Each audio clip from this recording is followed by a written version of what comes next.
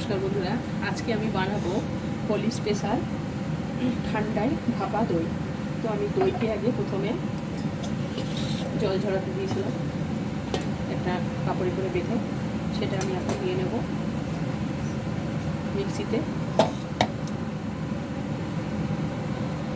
দিয়ে দেব। এর মধ্যে দিয়ে দেব আমি ঠান্ডায় যে মশলাটা, কিছুদিন আগে ঠান্ডায় একটা আমি ভিডিও বানিয়েছিলাম, তাতে মশলাটা করেছিলাম, সেই মশলাটাই আমি দিয়ে দিলাম 1 চামচের থেকে একটু বেশি। আর দিয়ে দেবো আমি কনডেন্স মিল্ক।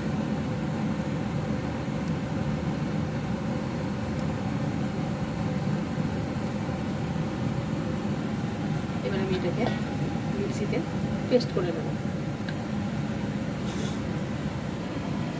এবার আমি এই পাত্রটাতে মধ্যে আমি ঘি বুলিয়ে দেবো ভালো করে। একটা ওই সাইডের কাগজ কেটে রেখেছি, সেটাও আমি এর মধ্যে বসিয়ে দেবো।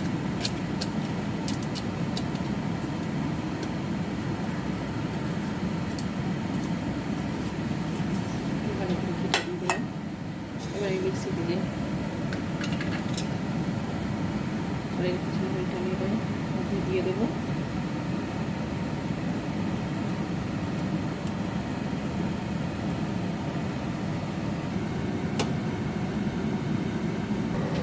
এবার আমি কড়ার মধ্যে জল গরম বসিয়ে দিয়েছি। এবার আমি এটাকে ভাপে বসিয়ে দিলাম। এবার আমি 30 মিনিট এটাকে আমি ঢাকা দিয়ে স্টিমে হতে দেব। 30 মিনিট হয়ে গেছে, আমি এবার ঢাকাটা খুলে দেখব। একটা ছুরি দিয়ে দেখব,